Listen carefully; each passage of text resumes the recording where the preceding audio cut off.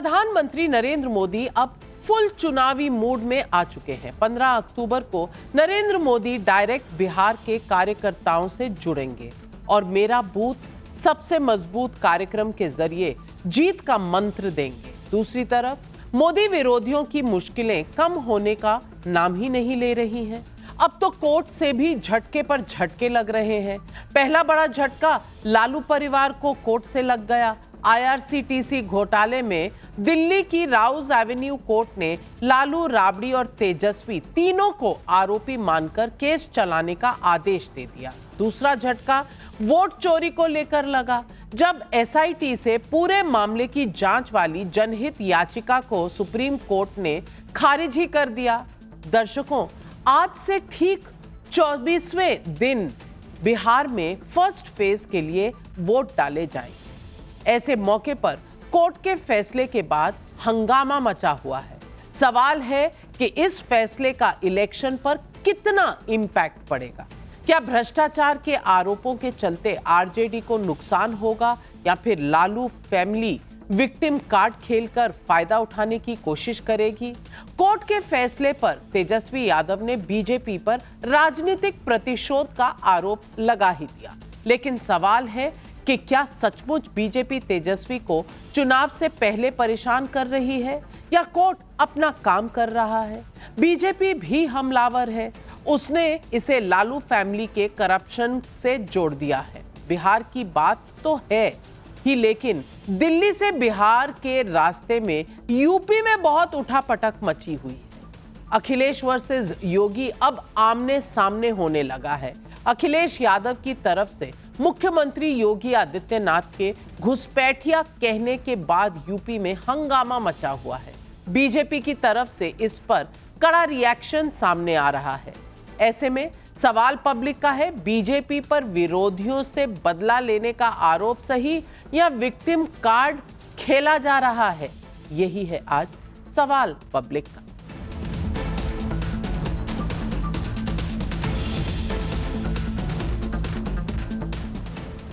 लालू, तेजस्वी और राबड़ी देवी पर किस मामले में आरोप तय किए गए, उसका जिक्र करने से पहले मैं आपको इस बात का करना चाहती हूं कि आज तस्वीरें क्या कह रही हैं। एक तस्वीर सुबह की है, जब लालू यादव बड़े आराम से मॉर्निंग वॉक करते हुए दिखाई दे रहे हैं, लेकिन जब कोर्ट पहुंचे तो व्हील चेयर पर नजर आ रहे हैं। अब मैं पूरे मामले को आपको समझाना चाहती हूँ। ये पूरा मामला 2004 से 2009 के बीच का है, जब लालू प्रसाद यादव यूपीए 1 की मनमोहन सरकार में रेल मंत्री थे। आरोप यह है कि लालू यादव और उनके परिवार ने आईआरसीटीसी के 2 होटल जो कि रांची और पुरी में हैं, उनके रखरखाव का टेंडर एक निजी कंपनी को दिया और इसके बदले में लालू परिवार को करोड़ों की जमीन मार्केट प्राइस से काफी कम कीमत पर ट्रांसफर कर दी गई। साल 2017 में सीबीआई ने इस मामले में एफआईआर दर्ज कर पड़ताल शुरू की। तभी से लालू परिवार ये आरोप लगाता आ रहा है, उनसे राजनीतिक बदला लिया जा रहा है। लेकिन आज अदालत के सामने लालू परिवार की एक भी जिरह काम नहीं आई। कोर्ट ने साफ कहा कि वो आरोपियों की दलील से सहमत नहीं है। कोर्ट ने अपने फैसले में कहा कि लालू की जानकारी में इस घोटाले की साजिश रची गई। ये कोर्ट ने कहा लालू और उनके परिवार को आईआरसीटीसी घोटाले से फायदा हुआ। लालू, राबड़ी और तेजस्वी पर धोखाधड़ी और साजिश का आरोप है। लालू को बीएनआर होटलों के ट्रांसफर की प्रक्रिया की पूरी जानकारी थी। धोखाधड़ी से सरकारी खजाने को नुकसान किया। कोर्ट ने सभी आरोपियों पर पीएमएलए और आईपीसी की धाराओं के तहत आरोप तय करने की आदेश भी दे दिए। लालू यादव पर धारा 120 और 420 की धारा के तहत भ्रष्टाचार, आपराधिक साजिश और धोखाधड़ी का आरोप है। राबड़ी देवी और तेजस्वी पर आईपीसी की धारा 420 जो धोखाधड़ी से जुड़ी धारा है वो लगाई गई है। 120 यानी आपराधिक साजिश, कॉन्स्पिरेसी का आरोप वो इन दोनों पर नहीं है। अगर तीनों के खिलाफ आरोप साबित हुए तो 1 से 7 साल की सजा हो सकती है, ये कानून कहता है। कोर्ट के फैसले को तेजस्वी सामान्य बात बता रहे हैं, बीजेपी पर परेशान करने का आरोप भी लगा रहे हैं। चुनाव से पहले पूरा पॉलिटिकल माइलेज लेने की कोशिश भी हो रही है। माफ कीजिएगा, तेजस्वी यादव ने क्या कहा, सुन लीजिए। हम तो पहले कई दिनों से कह रहे थे कि अब चुनाव आया है तो इस तरह की चीजें होंगी, लेकिन फिर भी न्यायालय का हम लोग सम्मान करते हुए हम बस इतना ही कहना चाहते हैं कि हम लोग हमेशा से लड़ते आए हैं और आगे भी लड़ेंगे, और तूफानों से लड़ने में मजा ही कुछ और है। शुरू से ही पॉलिटिकल वेंडेटा, जब तक भाजपा रहेगी और मेरा उम्र रहेगा हम भाजपा से लड़ते रहेंगे। तेजस्वी यादव खुद को विक्टिम बता रहे हैं तो बीजेपी उन्हें विलन साबित कर रही है। सुनिए रविशंकर प्रसाद क्या कह रहे हैं। तो पहली कहानी तो यह है कि चले हैं तेजस्वी बाबू बिहार बदलने और 420 का आरोप तय कराकर अपने खिलाफ। अब 420 क्या होता है आपको तो बताने की जरूरत नहीं। धोखाधड़ी, सजा 7 साल, कॉन्स्पिरेंसी 120B। तो ये कौन सा बिहारा बनाने वाले हैं जब आपकी ये छवि है।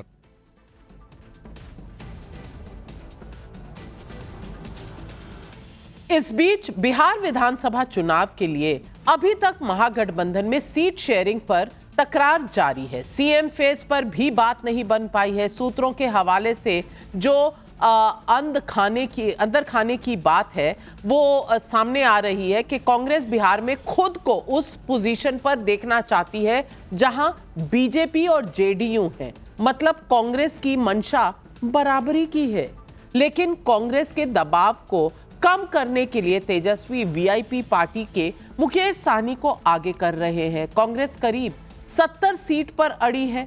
दूसरी तरफ एनडीए में सीट शेयरिंग तो हो गई, लेकिन आपस में नाराजगी, खींचतान अभी भी बनी हुई है। उपेंद्र कुशवाहा और जीतन राम मांझी खुश नहीं है, ये तो जग जाहिर है।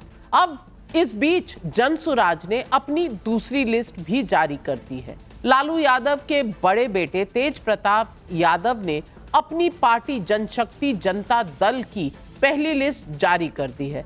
लालू के बड़े बेटे तेज प्रताप खुद महुआ से चुनाव लड़ेंगे। दूसरी तरफ यूपी में 2027 विधानसभा की आहट अभी से नजर आ रही है। बीजेपी अवैध घुसपैठ को मुद्दा बना रही है, लेकिन अखिलेश यादव ने यूपी के सीएम योगी आदित्यनाथ को ही घुसपैठिया बता दिया। सुनिए क्या कहा। जो लोग पलायन के आंकड़े दे रहे हैं, हमारे यहाँ भी घुसपैठी हैं यूपी में। मुख्यमंत्री जी उत्तराखंड के हैं। हम तो चाहते हैं इन्हें उत्तराखंड भेज दिया जाए। केवल यही घुसपैठी नहीं है, विचारधारा से भी घुसपैठी है। ये बीजेपी के सदस्य नहीं रहे, दूसरे के सदस्य थे। आप बताओ किस पार्टी के सदस्य थे वो?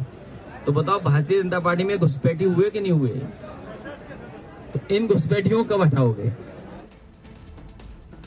दरअसल गृह मंत्री अमित शाह ने एक कार्यक्रम के दौरान कहा था कि कुछ सियासी पार्टियां घुसपैठियों को बचाने का काम कर रही हैं। उसी के जवाब में अखिलेश ने योगी पर सवाल उठाए और बस ताना कसा। अब बीजेपी कह रही है कि योगी की लोकप्रियता और अपनी हार सामने देख अखिलेश ये सब कह रहे हैं। सुनिए बीजेपी क्या कह रही है।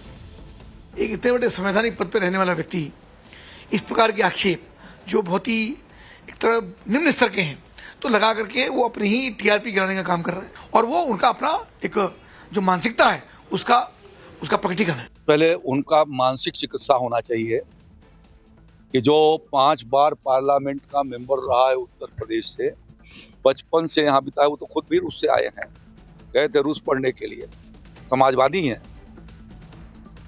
ऐसे में पब्लिक पूछ रही है सवाल पब्लिक का नंबर 1। करप्शन केस में तेजस्वी लालू राबड़ी पर आरोप तय करने के कोर्ट के आदेश से चुनाव पर कितना असर पड़ेगा? सवाल नंबर 2, वोटिंग से पहले कोर्ट के फैसले से महागठबंधन को नुकसान या फिर विक्टिम कार्ड से फायदा? सवाल नंबर 3, क्या घुसपैठ मुद्दे का काउंटर योगी आदित्यनाथ को ही घुसपैठिया बताना सही है? ये सवाल आज पब्लिक पूछ रही है। और पब्लिक के इन सवालों का जवाब देने के लिए आज हमारे साथ जुड़ रहे हैं मेरे साथ स्टूडियो में बीजेपी के राष्ट्रीय प्रवक्ता प्रदीप भंडारी, राजीव रंजन जी नेशनल स्पोक्सपर्सन जेडीयू के, अश्विनी मिश्रा जी हैं कांग्रेस के नेता हमारे साथ जुड़ रहे हैं, पवन वर्मा जी एक्स एमपी और चीफ स्पोक्सपर्सन जन सुराज के हमारे साथ हैं, doctor Anurag Bhadauria national spokesperson Samajwadi party के भी हमारे साथ हैं।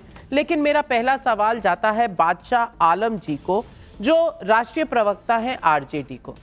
मुझे अंदाज तो बहुत पसंद आया तेजस्वी जी का। आज उन्होंने कह दिया तूफानों से खेलने में मजा आता है। अब कितना मजा आएगा ये तो समय बताएगा, पर आपको लगता है कि आज कोर्ट के फैसले के बाद वाकई ये एक पॉलिटिकल वेंडेटा है, ये एक पॉलिटिकल खेल खेला जा रहा है तेजस्वी के साथ, तेजस्वी जी के साथ?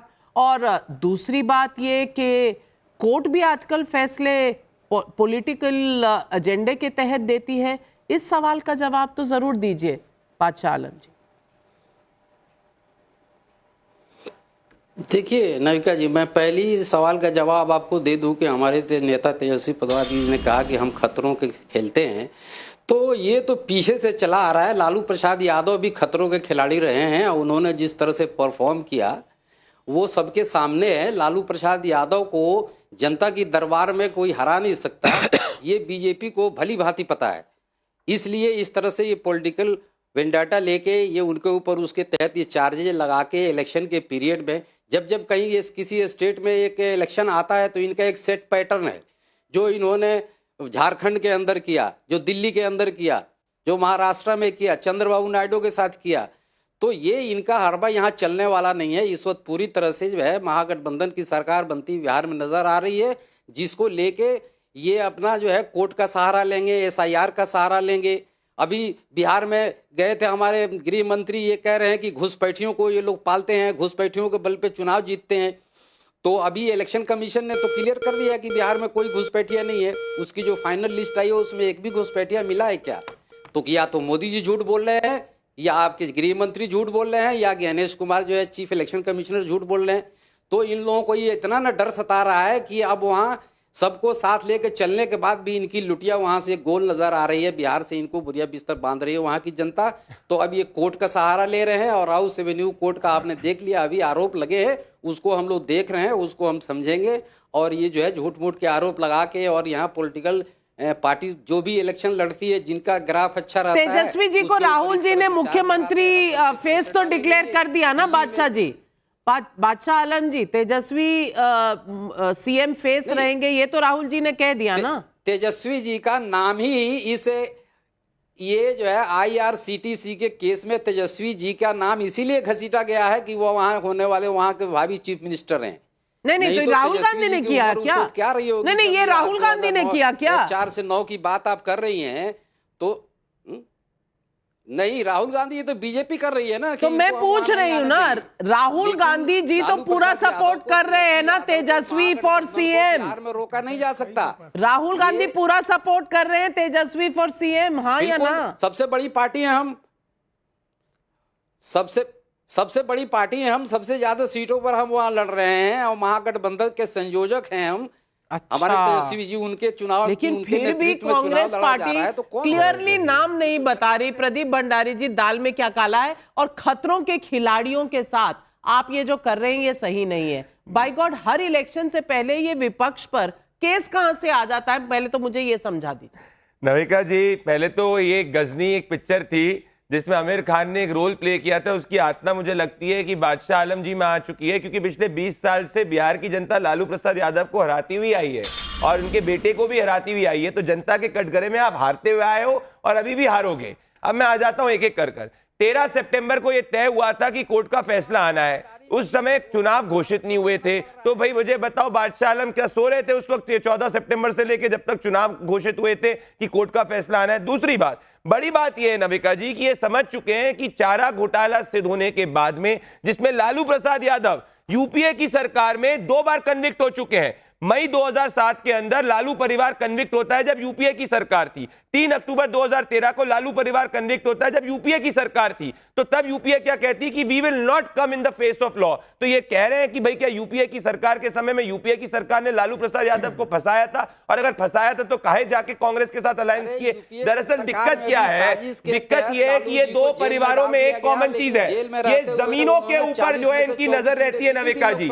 एक तरफ वाड्रा परिवार गुड़गांव के आजू बाजू स्काईलाइट केस के अंदर जमीनों को हड़पता है, दूसरी तरफ लालू परिवार जो है चारा घोटाले से लेकर आईआरसीटीसी से लेकर लैंड फॉर जॉब के अंदर जमीन हड़पने का प्रयास करता है। इनकी ऐसी स्कीम है कि 64 लाख में ये 90 करोड़ की जमीन जो है, जो जनता की जमीन है, वो परिवार के नाम पे करा देते हैं। और बिहार की जनता जानती तभी तो इस सत्ता के बाहर बैठे पड़े। चलिए, अगर मेरी बात पे आपको विश्वास नहीं नविका जी, लगता है कि विक्टिम कार्ड है, तो राहुल गांधी ने काहे नहीं ट्वीट किया कि तेजस्वी यादव मुख्यमंत्री फेस के उम्मीदवार होंगे, इतना विक्टिम कार्ड है, इतनी सिंपैथी हम तेजस्वी को बना दे। चलिए, आपके शो में आप कांग्रेस पार्टी से ऑफिशियली कहवा दीजिए, कांग्रेस पार्टी ने ट्वीट क्यों नहीं किया? कोर्ट का तो जजमेंट सुबह आया है, शाम तक राहुल गांधी का सोने चले गए, फॉरेन ट्रिप पे चले गए। माजरा क्या है ये बताइए कि इससे फायदा हो रहा है कि नुकसान हो रहा है महागठबंधन को? और महागठबंधन है, मुख्यमंत्री का चेहरा कौन है दावेदार? बता दीजिए, देश जानना चाह रहा है, बिहार के लोग जानना चाह रहे हैं।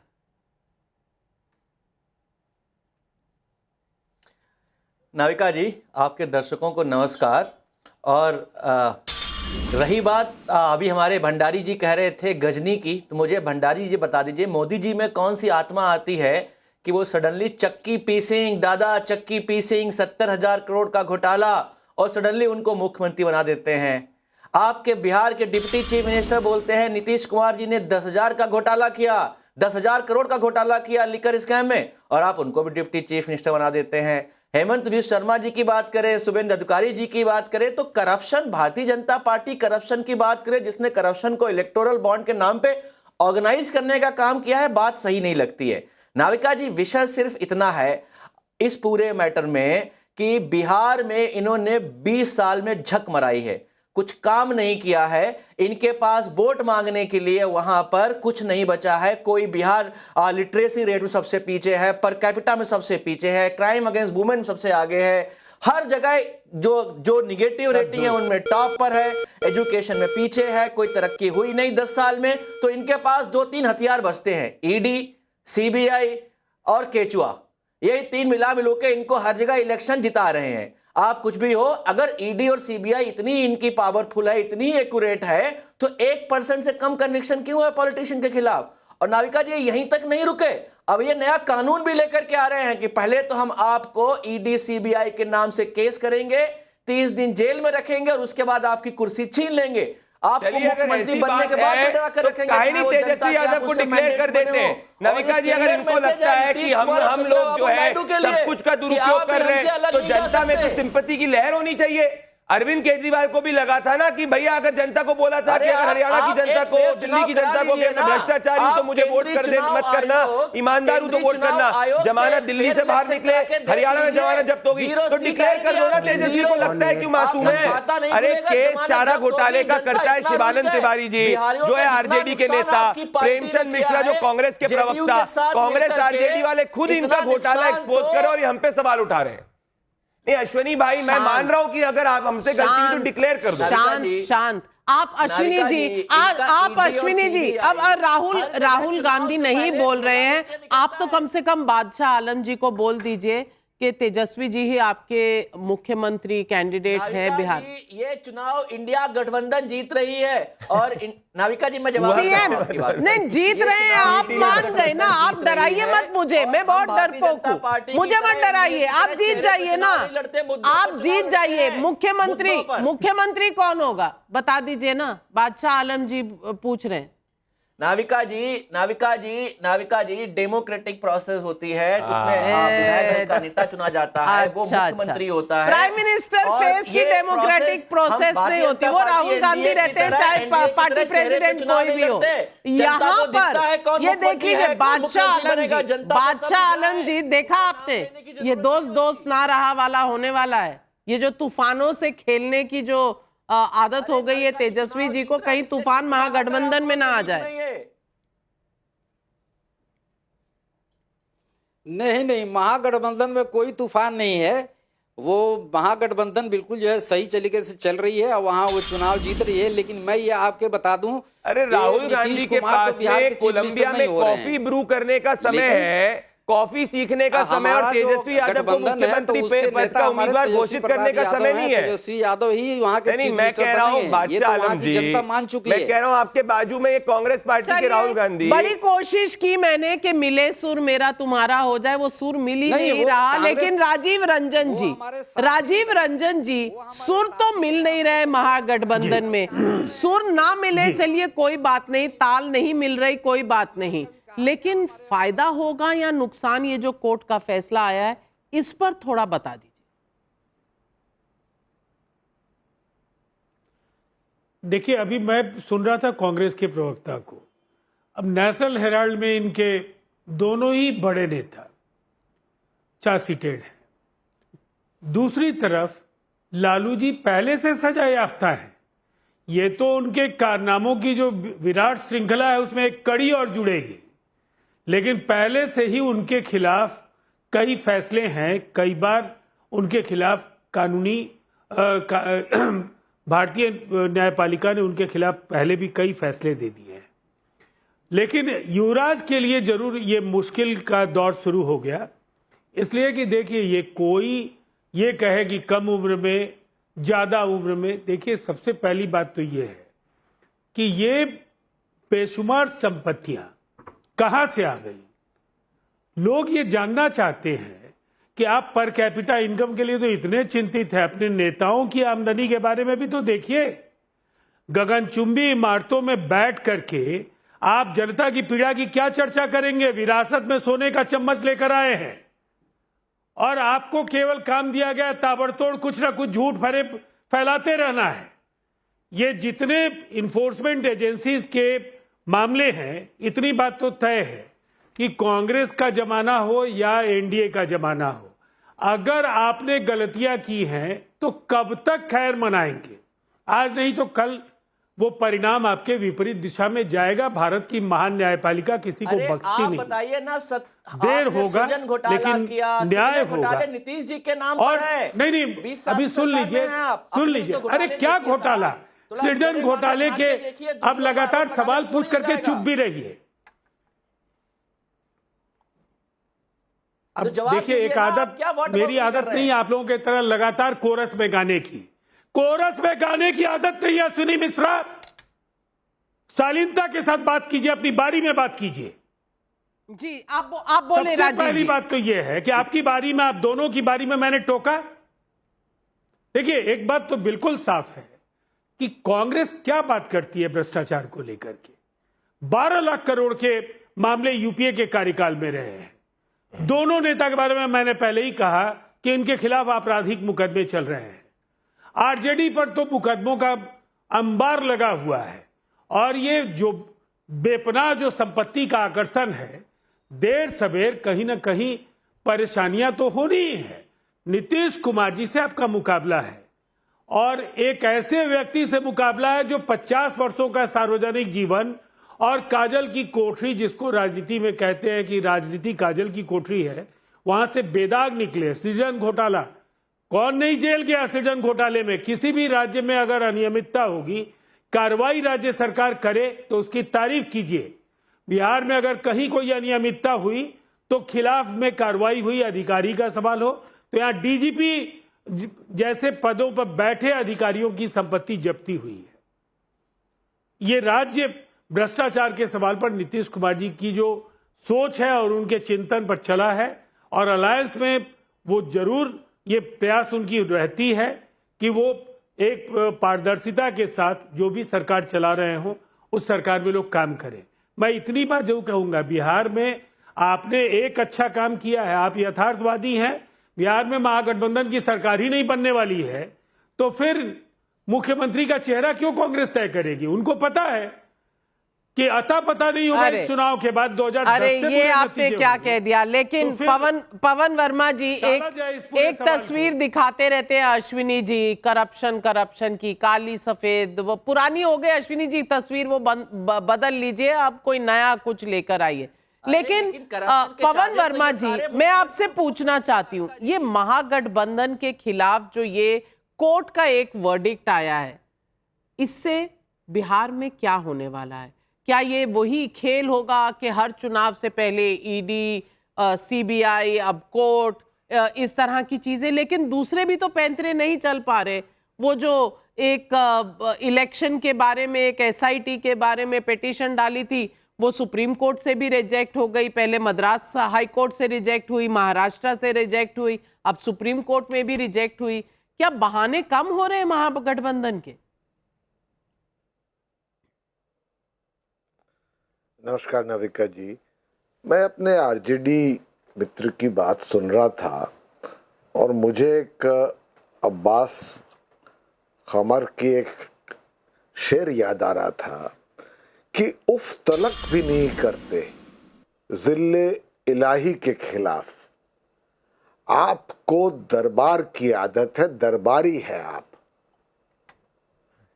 मतलब आज आप एक पार्टी के प्रवक्ता हैं और आज ही एक और मामले में एक कोर्ट ने आपके लीडर और जो भावी मुख्यमंत्री की ऐसी अपेक्षा रखते हैं उनके खिलाफ चार्जशीट फ्रेम की है, वो भी 420 के मामले में, धोखाधड़ी के मामले में और आपराधिक साजिश के मामले में। और छोटा मोटा केस नहीं है, शायद समय लगता है न्याय को अपनी जगह पर पहुंचने में। आपने रेल मंत्री होने के कारण से 3 एकड़ जमीन पटना में जो आरोप है वो बेहद सस्ते दाम पर ली और बाद में तेजस्वी जी और राबड़ी देवी के नाम पर कर दिया। अब ये सीबीआई इंक्वायरी तो इस पर 2006 में शुरू हुई थी, तब तो यूपीए की सरकार थी। बहुत कम है। अब ये कहना कि ये एक राजनीतिक साजिश है, वैसे साजिश खेली जा चुकी है और बीजेपी ने कई बार सीबीआई, ईडीआई का वगैरह का इस्तेमाल किया है एन चुनाव मौके पे कई प्रदेशों में। मैं उसमें जा नहीं रहा हूं, पर ये तो केस यूपीए के सरकार के समय से चला आ रहा है और वो ऑलरेडी और मामलों में जैसे चारा घोटाला उसमें सजा याफ्ता है। तो मैं आपसे एक सवाल पूछना चाहता हूं। अब ये एक पार्टी के प्रवक्ता हैं और आरजेडी के सुप्रीम लीडर की ये सफाई दे रहे हैं। मैं पूछना चाहता हूं भाई, आरजेडी क्या सिर्फ लालू यादव के परिवार की बंधुआ पार्टी है क्या? तेजस्वी यादव वहां हैं जहां हैं सिर्फ इस कारण से कि वो लालू यादव के बेटे हैं। ना उन्होंने यादवों के लिए कुछ किया है, ना मुसलमानों के लिए किया है। मैं कई बार आपके शो पे कह चुका हूं कि इन्हीं के कास्ट सेंसस में है कि केवल 7% मुसलमान तो 12th पास हैं। पूरा बिहार की जो दुर्दशा है, 1/3 से ज्यादा गरीबी रेखा के नीचे, उसमें जंगल राज का बहुत बड़ा योगदान था। और अब जो हाल के 20 साल रहे उस पर मैं जा नहीं रहा क्योंकि आज मुद्दा नहीं है डिबेट का। पर यह भी बात है कि जो बिहार जो इस समय एनडीए के उप मुख्यमंत्री हैं, उन्होंने भी इलेक्शन कमीशन और सर्वोच्च न्यायालय को झूठ बोला है। उनके पास मैट्रिक का सर्टिफिकेट नहीं है। वो कत्ल के मामले में जेल में अपराधी थे एक गलत सर्टिफिकेट में कि मैं नाबालिग हूं, उससे निकले। तो मैं सिर्फ कह रहा हूं कि जो ये कहते हैं हम खतरा से खेल रहे हैं, भाई खतरा तो बिहार की जनता को है। किसके बीच में चुनाव अपना वोट डाले? 30 साल से वही स्थिति में दुर्दशा में रहे हैं, आखिर किसका विकल्प है? इसलिए जब जनसुराज का प्रवेश हुआ एक ठोस विकल्प के आधार पर, तो लोगों के सामने एक तीसरा ऑल्टरनेटिव है। और और तीसरे ऑल्टरनेटिव की तो 2 लिस्टें भी आ गई हैं। अब लिस्टें तो आ गई हैं, लेकिन यहाँ सेटल ही नहीं हो पा रहा कि भाई कौन आगे कौन पीछे, कौन लिस्ट निकाले कौन ना निकाले, किसका कौन मुख्यमंत्री होगा किसका नहीं होगा।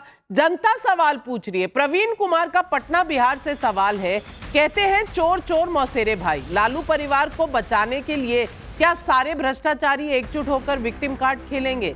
राजा राम का भागलपुर बिहार से सवाल है, महागठबंधन में सीट शेयरिंग पर बात नहीं बनी। क्या दूसरी लिस्ट जारी कर प्रशांत किशोर ने पॉलिटिकल माइलेज ले लिया? ये अभी हमने ये कहा। राहुल रस्तोगी गोंडा यूपी से पूछ रहे हैं, राजभर की पार्टी एसबीएसपी ने बिहार में 153 सीटों पर चुनाव लड़ने का ऐलान किया। क्या बीजेपी यूपी में एसबीएसपी से गठबंधन बनाए रखेगी? अरे भाई, यूपी भी गरमा रहा है। जनता के सवाल देखिए, आग बिहार में लग रही है, गरमाइश यूपी में आ रही है। और मैं गरमाइश जो यूपी में आ रही है, जनता तो दिखा ही रही है, पर उधर अखिलेश जी ने भी दिखा दी। अब भदौरिया जी, आप कहते हैं मोदी अमित शाह बाहरी हैं, आपके पूर्व मुख्यमंत्री, आपके लीडर अखिलेश जी कहते हैं कि मुख्यमंत्री योगी आदित्यनाथ वो घुसपैठिया है। घुसपैठिया कैसे हो गए बता दीजिए? पहले तो यूपी उत्तराखंड एक ही होता था ना, अब घुसपैठिया लगने लग गए आपको। चलिए, अब आपको मैं जवाब देता हूं। देखिए, सबसे पहले तो एक बात है, आजकल भारतीय जनता पार्टी के नेताओं को, प्रवक्ताओं को अफगानिस्तान, गजनी बड़ा याद आने लग गया है। तालिबानी, गजनी, इनको बड़ा प्रेम हो गया अचानक। अच्छी बात है, अच्छी संस्कार। आप वैसे गजनी और तालिबानी संस्कार हिंदुस्तानी नहीं हो सकते, इसलिए आप गजनी वजनी कम याद कीजिए। दूसरी बात मैं आपको कह रहा हूं कि जो आपने घुसपैठिए की बात कही, मैं आपसे पूछना चाहता हूं, उनका कहने का सीधा सा मतलब है कि महाराष्ट्र में हमारे उत्तरी भारतीय जब होते हैं, उनकी पिटाई होती है, तो भारतीय जनता पार्टी के लोग क्यों नहीं बोलते? क्या उत्तरी भारतीय का महाराष्ट्र में, बॉम्बे में काम नहीं कर सकते क्या? उनकी किस तरह से रेड़ी पे, पटरी पे काम करने वाले, रिक्शा चलाने वालों को कितनी बेरहमी से पीटते हैं, और मराठी नहीं बोलोगे तो थप्पड़ मारते हैं, उनको पीटने लग जाते हैं। हम आवाज उठाते हैं कि हम हिंदुस्तानी, हम सब एक हैं। महाराष्ट्र में अगर वो काम कर रहे हैं, उत्तर भारतीय हैं, तो अपनी हिम्मत और मेहनत से काम कर रहे हैं। तब सरकार के मुंह पे, भारतीय जनता पार्टी के मुंह पे, वहां सरकार जो है उसके मुंह पे ताला क्यों लग जाता है? रह रहे कि ऐसी घटना क्यों होती है हमेशा? तो ये सवाल तो मेरा है और मैं हमेशा पूछता हूं ये सवाल, तब तो कोई जवाब नहीं मिलता। तो सवाल है, भारतीय जनता पार्टी मुद्दों पे चर्चा नहीं करना चाहती। आजकल आप भारतीय जनता पार्टी समय अनुसार अपने फायदे की, राजनीतिक फायदा देखते हुए मुद्दे बदलती रहती है। अब बिहार में चुनाव है, तो बिहार में चुनाव जनता के मुद्दों पे नहीं लड़ना चाहती है। वहां पे पुल लगातार गिर रहे हैं, उन पुल जो गिर रहे हैं, भ्रष्टाचार फैला है, पुल में जो भ्रष्टाचार, तो आपके अलायंस पार्टनर्स मुद्दों की बात क्यों नहीं उठा रहे? नहीं, आपको इतनी चिंता बिहार की है तो अपने अलायंस पार्टनर से कहिए मुद्दों की बातें उठाएं, क्यों नहीं उठा रहे? विशाल चौधरी गाजियाबाद यूपी से सवाल पूछ रहे हैं, यूपी के सीएम योगी को अखिलेश यादव घुसपैठिए बता रहे हैं, क्या कभी अवैध घुसपैठिए के खिलाफ बोल पाएंगे? राजेश सिंगल का नासिक से सवाल है, क्या पॉलिटिकल वेंडेटा शब्द आजकल के भ्रष्टाचारियों का न्यू नॉर्मल बन गया है?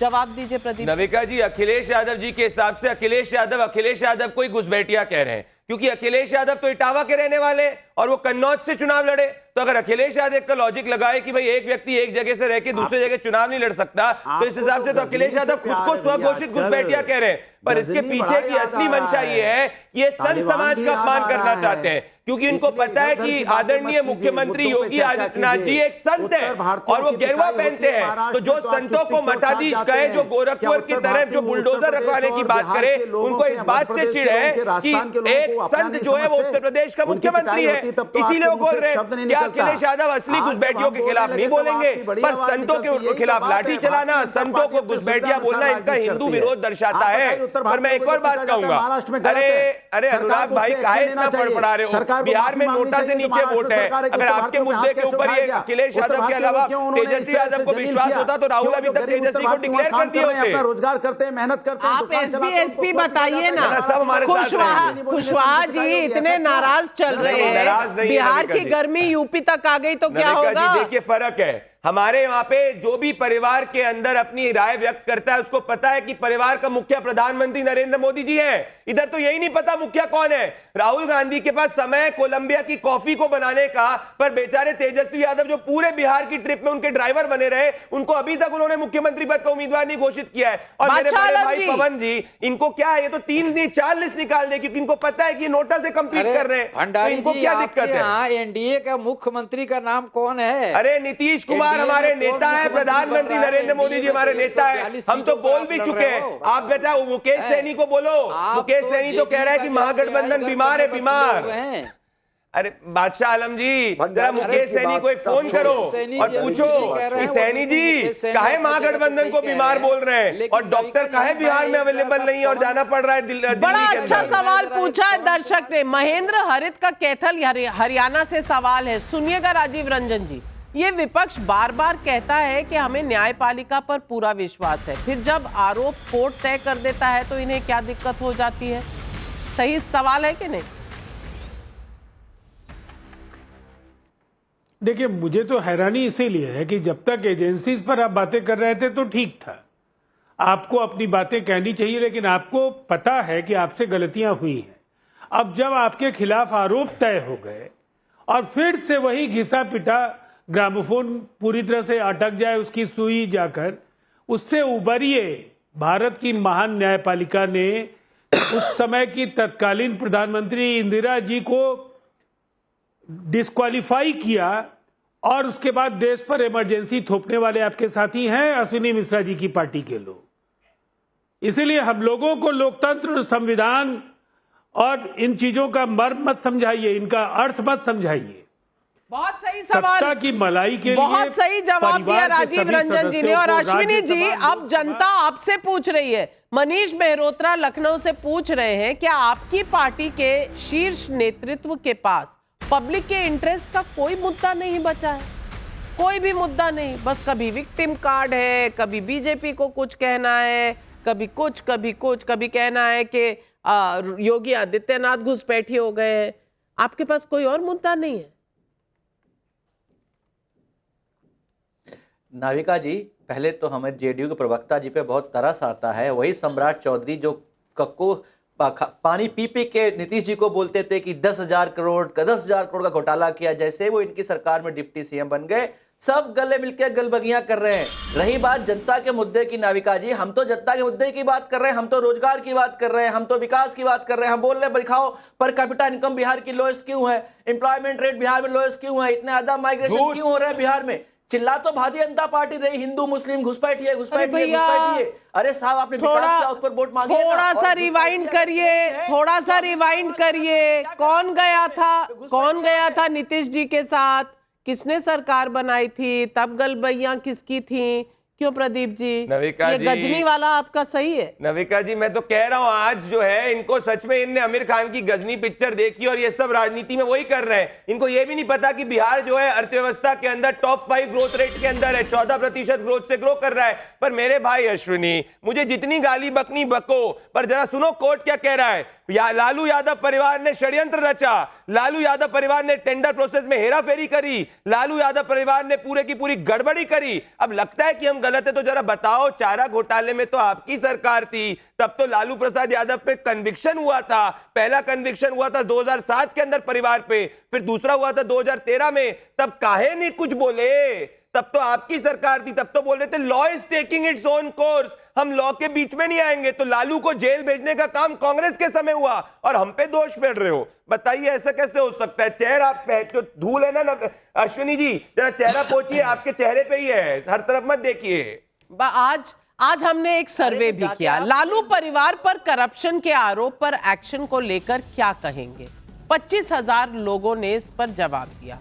कानून अपना काम कर रहा है 80%, बदले की भावना की कार्रवाई 18%, कह नहीं सकते 2%, यानी कि 80% जनता मानती है। और पवन वर्मा जी, मैं आपसे पूछना चाहती हूं, 80% जनता मानती है कि ये तो कानूनी कार्रवाई है, तो इसे बदले की भावना कौन बता रहा है? एजेंसी तक तो ठीक था, लेकिन क्या कोर्ट भी बदले की भावना से काम करती है? मैं नहीं समझता कि इस मामले में कोर्ट पर उंगली उठाना सही है।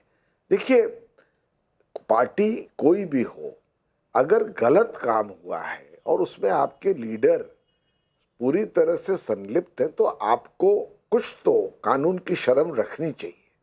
खास तौर से जब आप ये कह रहे हैं कि मैं बिहार प्रदेश का मुखिया बनना चाहता हूं। भाई, आप मुखिया किस आधार पर बनना चाहते हैं? आपकी काबिलियत क्या है? आप 9वीं पास है, आप एक परिवार के युवराज हैं और आप साथ साथ आपराधिक जुर्म में फंसे हुए हैं। मैं तो सीधी सीधी बात कहता हूं उनसे। तो भाई आपकी पार्टी आपका परिवार नहीं है, बिहार आपका परिवार नहीं है, बिहार को अपना भविष्य ढूंढना है। सवाल यही है कि अगर कानून बनाने वाले यानी कि जो बैठते हैं, लेजिस्लेचर चलाते हैं, जो विधानसभा में बैठते हैं, अगर वही कानून का विश्वास नहीं करेंगे, कानून की रिस्पेक्ट नहीं करेंगे, तो फिर जनता को क्या बताएंगे? अगर रक्षक ही सवाल उठाने लग जाएंगे, कानून बनाने वाले ही सवाल उठाने लग जाएंगे, तो फिर जनता का क्या होगा? उस देश का क्या होगा? उस राज्य का क्या होगा? यही सवाल आज पब्लिक पूछ रही है।